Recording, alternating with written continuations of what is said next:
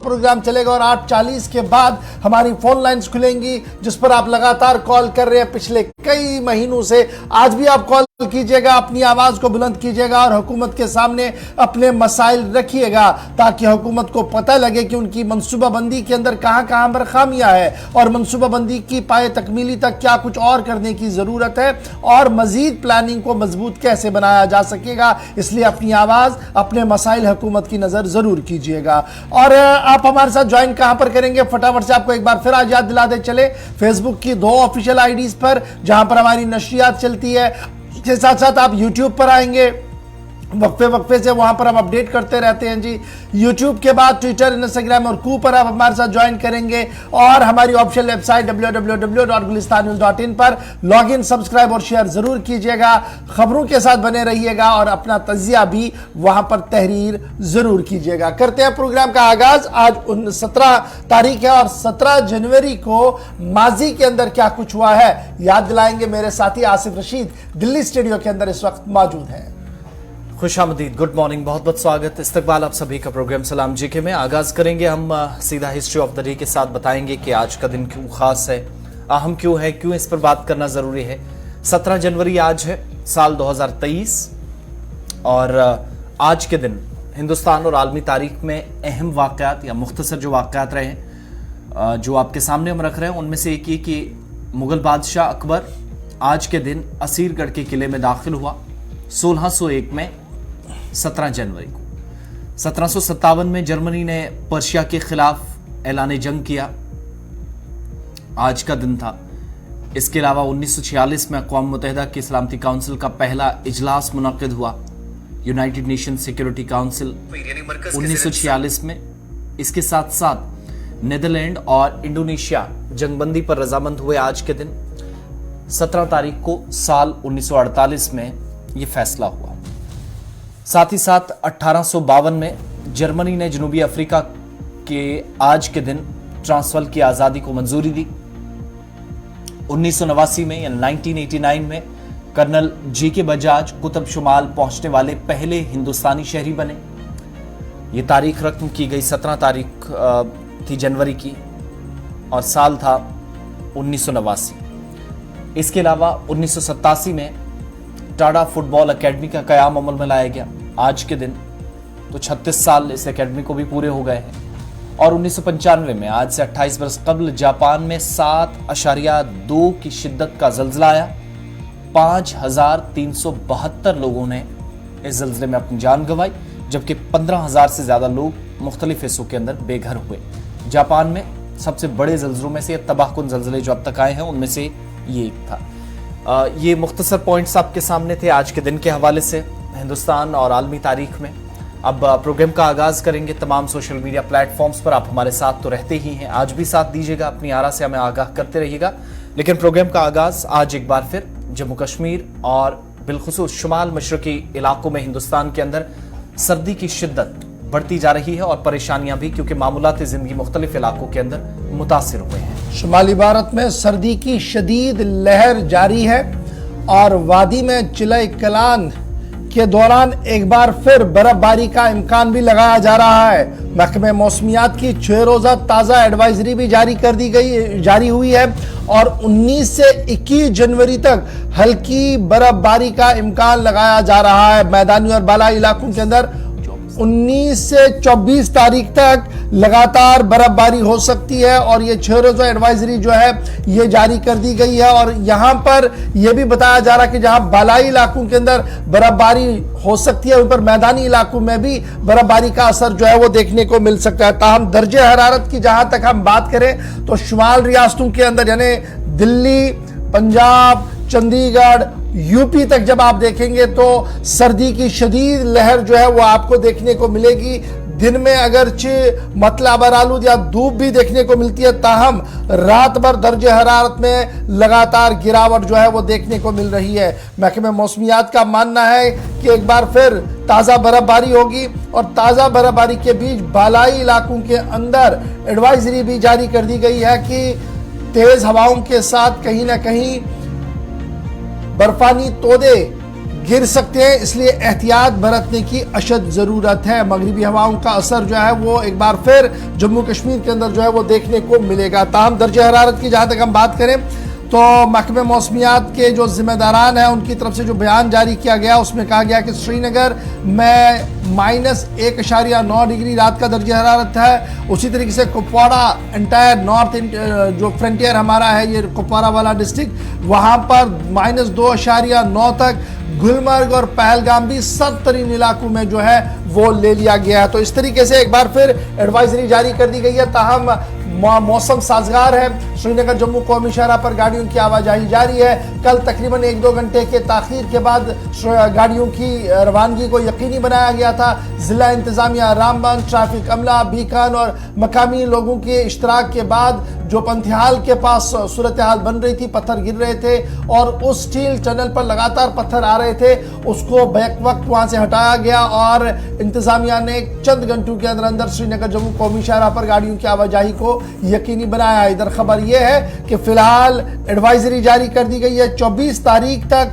फिलहाल मतला बरालूद और बूंदाबांदी के साथ साथ बर्फबारी का इम्कान महकमे मौसमियात की तरफ से लगाया गया है। नॉर्थ इंडिया की जब हम बात करें तो दिल्ली के अंदर सुबह सुबह शदीद सर्दी और कोहरा अब हो रहा है, धुंध होती है और धुंध की वजह से सुबह तकरीबन 2 दर्जन से ज्यादा ट्रेनें ताखीर के साथ दिल्ली स्टेशन पर आ रही है, चाहे वो पंजाब से आ रही हो, यूपी से आ रही हो, मुल्क की दीगर रियासतों से आ रही हो, लेकिन यूपी बॉर्डर आते आते और यहाँ पंजाब से आगे आते आते उन्हें अपनी रफ्तार को धीमी करना पड़ रहा है। तकरीबन 2 से 3 घंटे का डिले जो है वो हर एक ट्रेन जो है वो इस वक्त चल रही है। इधर एयरपोर्ट अथॉरिटी ऑफ इंडिया या एयरपोर्ट की जहां तक हम बात करें तो इंटरनेशनल परवाजें भी ताखीर के साथ चल रही हैं। सुबह सुबह का हाल ये था, लेकिन अब आहिस्ता आहिस्ता करके विजिबिलिटी इंप्रूव हुई और माना जरा कि अब सूरत हाल बेहतर हो रही है और आहिस्ता आहिस्ता करके मामूल जो एयरपोर्ट का है वो भी रिस्टोर हो गया है।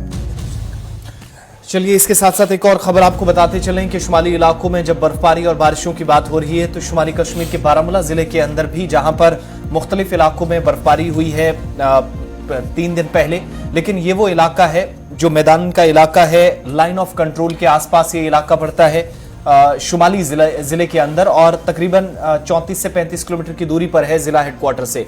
लेकिन पिछले दिनों जब बर्फबारी हुई थी, मजीद अब बर्फबारी के लिए तैयारियां हो रही हैं, पेशन गोई भी महकमा मौसमियात के हमारे सामने है।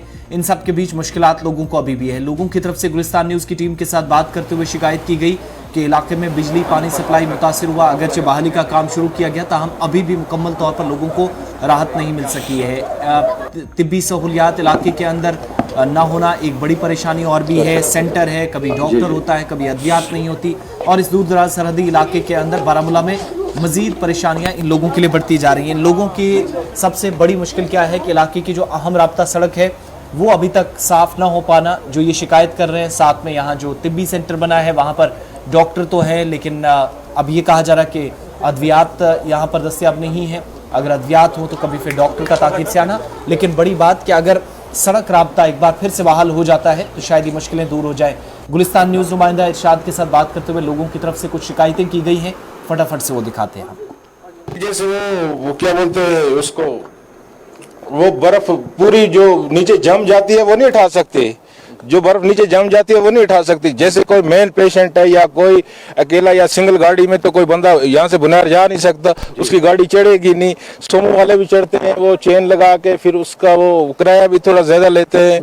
तो मान लो इस महीने में बड़ी मुश्किलात होती है, जनवरी फरवरी में तो मुश्किलात है। बुनियाद से ऊपर आई नहीं मिट्टी का तेल, मिट्टी के तेल की बहुत मुश्किलात है हमें। मिट्टी हेल्थ की कैसी फैसिलिटी है इस इलाके में? हेल्थ की भी इधर ये NTPHC है, इसमें एक वो MBBS डॉक्टर आता है हफ्ते में 2 बार, तो और वो है मेडिकल असिस्टेंट, लेकिन दवाई नहीं है ना। उस वक्त कोई बीमार हो जाता है फिर उसको उठा के चारपाई पर नीचे बुनियाद में लेना पड़ता है। उधर भी अगर उससे भी ज्यादा होगा फिर बारामूला लेना पड़ता है। फौज एडमिनिस्ट्रेशन से पहले फौज मदद करती है इधर। हाँ सर, तो क्या दान के माध्यम में हमारी ये अपील रहेगी कि एडमिनिस्ट्रेशन तक ये बात हमारी पहुंचे ताकि हमारी भी कोई थोड़ी बहुत मदद हो सके एडमिनिस्ट्रेशन से। कोई बीमार हो जाता है कुछ, उसको चारपाई पर लाते हैं, फिर हम फौज को बताते हैं, फौज हमारा साथ देती है। हमारे बच्चों को तो बहुत सा सफर उठाना पड़ता है, हमें नेटवर्क का कुछ है ही नहीं है।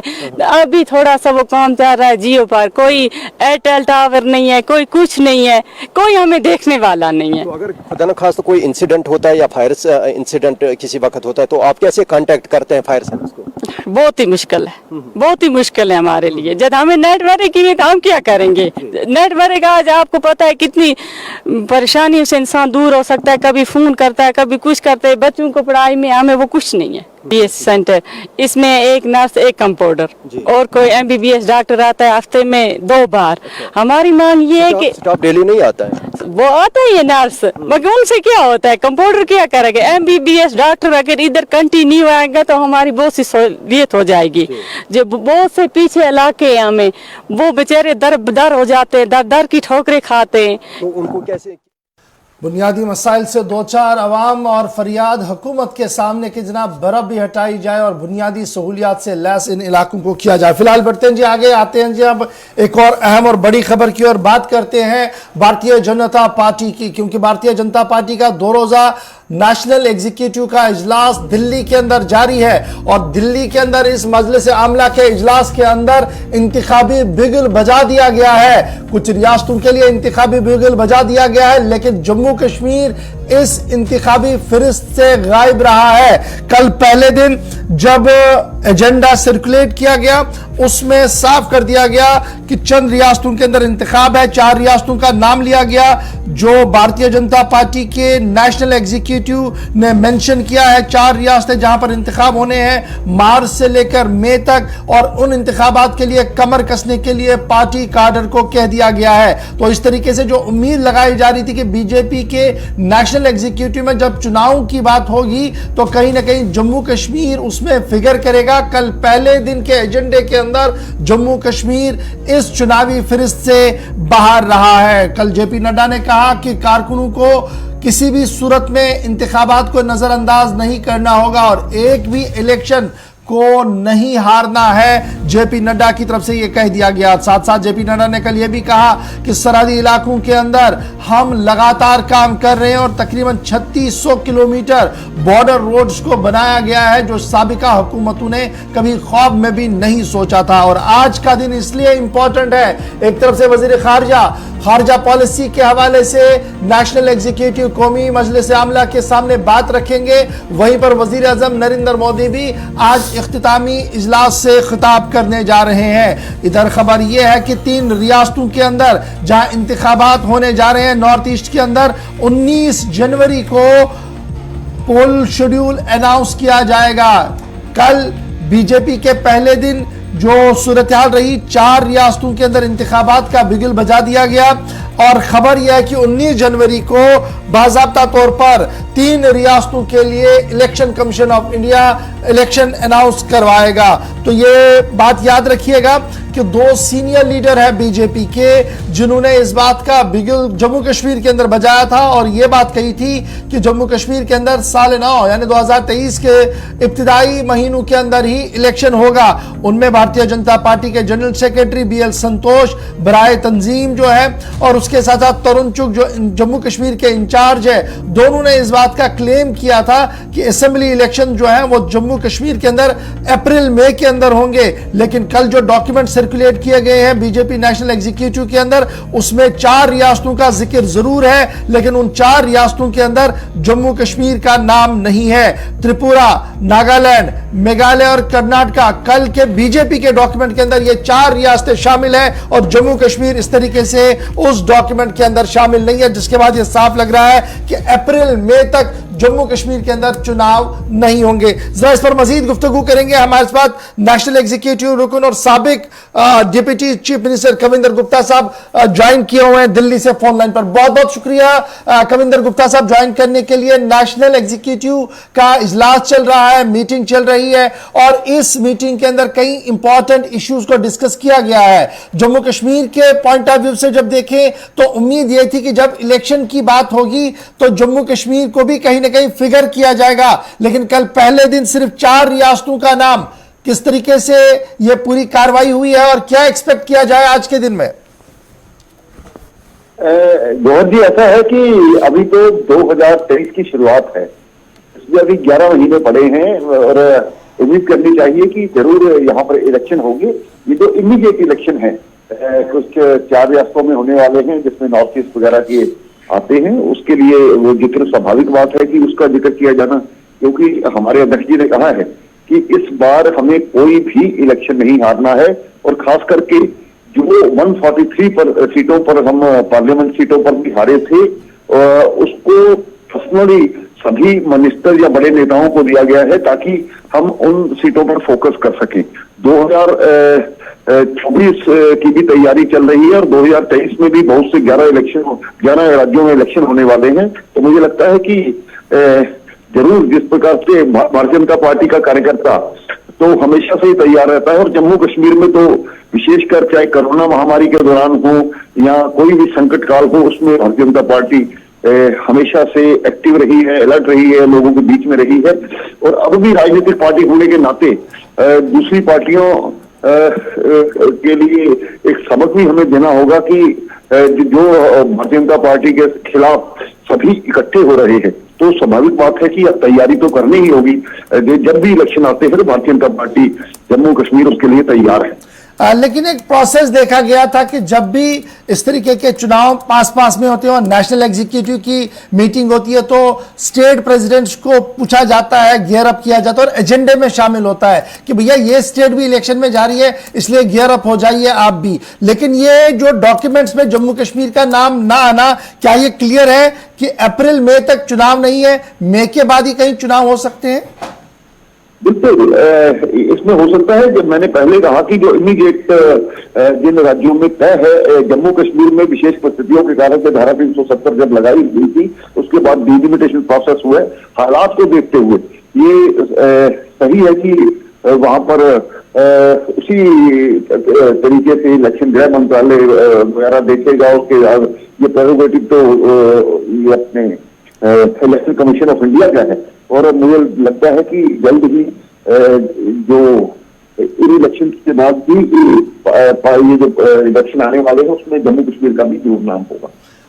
अच्छा जी, इसके बाद साथ साथ जब हम नेशनल एग्जीक्यूटिव की बात करते हैं, ये तो चुनाव की बात थी, कल हमने देखा कि नहीं हुआ। लेट अस एक्सपेक्ट कि आज कहीं एक आधी लाइन उसमें आए जो आप पॉलिटिकल रेजोल्यूशंस जो पेश किए गए हैं उनमें भी जम्मू कश्मीर कहीं पर फिगर आउट नहीं हो रहा है।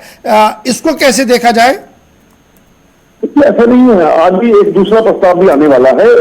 पहले डेवलपमेंट का प्रस्ताव आया था, उसमें कल जो आया था उसमें डेवलपमेंट कितनी हमने की है उसको फोकस किया गया है। आज पॉलिटिकल प्रस्ताव भी आ सकता है जो भी रखा जाएगा। उसे उम्मीद करनी चाहिए कि शाम तक बहुत सी कार्रवाई होने वाली है और अध्यक्ष जी के प्रेरोगेटिव है उसी हिसाब से वो सारा करते हैं। तो मुझे लगता है कि उम्मीद करनी चाहिए आज सारा दिन भी मीटिंग चलेगी। कल तो केवल 3-4 घंटे मीटिंग चली, आज तो पूरा दिन मीटिंग चलने वाली है, उसमें जम्मू कश्मीर को जरूर फोकस किया जाएगा। बहुत बहुत शुक्रिया कविंदर गुप्ता साहब ज्वाइन करने के लिए। कविंदर गुप्ता बता रहे थे कि कल के दिन में नहीं, लेकिन लेट्स होप सो कि आज जम्मू कश्मीर का कहीं जिक्र हो। फिलहाल कल के दिन में जो कुछ हुआ वो खाका हमने आपके सामने खींच दिया है कि बीजेपी की मरकजी मजलिस आमला के प्रोग्राम के अंदर, इस इजलास के अंदर जम्मू कश्मीर के हवाले से कोई जिक्र नहीं हुआ। जिन 4 रियासतों के अंदर इंतखाबात होने हैं उसका कल बाज़ाब्ता तौर पर जेपी नड्डा और कौमी मजलिस आमला के अंदर जिक्र किया गया है और यह साफ कर दिया गया है कि जनाब अप्रैल मार्च से मई तक जनाब यहां पर पोल बाउंड ये 4 स्टेट्स रहेंगी, इसलिए पार्टी कार्डर को गियर अप किया गया है। किसी भी तरीके से इलेक्शन नहीं हारना है, इस पर जोर दिया गया है और यह बताया गया कि सम्मेलन किए जाएं जी, नॉर्थ और साउथ को जोड़ने के सम्मेलन किए जाएं, साउथ को ईस्ट के साथ जोड़ने के सम्मेलन किया जाएगा। लेकिन आज सबकी नजरें वजीर आज़म साहब के खिताब पर भी रहेंगी और डॉक्टर जयशंकर साहब वहां पर क्या कुछ कहेंगे उस हवाले से भी बात रहेगी। देखना होगा कि आज के दूसरे दिन क्या कुछ होगा। लेकिन फिलहाल पहले दिन में जो उम्मीद जम्मू कश्मीर के लोगों को थी कि शायद इंतखाबात के हवाले से कोई बड़ी बात वहां से होगी, पॉलिटिकल रेजोल्यूशन मूव किया जाएगा या पार्टी प्रेसिडेंट की तरफ से यह कहा जाएगा कि गियर अप हो जाइए, उस तरीके का कोई भी इशारा नहीं है, जिसके बाद यह साफ लग रहा है कि शायद इंतखाबात अभी दूर ही दिख रहे हैं। चलिए अब आगे बढ़ते हैं, एक और बड़ी खबर आपको बताते हैं और ये खबर है यूनाइटेड नेशन से। अक़वाम मुत्तहिदा की सलामती काउंसिल की तरफ से एक बड़ा फैसला लिया गया है। जो मीटिंग हुई है उस मीटिंग के बाद ये फैसला हुआ है अब्दुल रहमान मक्की, जो कि पाकिस्तान के अंदर मुकीम है और एक तवील मुद्दत से काफी सुर्खियों में रहा है, उसे आलमी दहशतगर्द करार दे दिया गया है।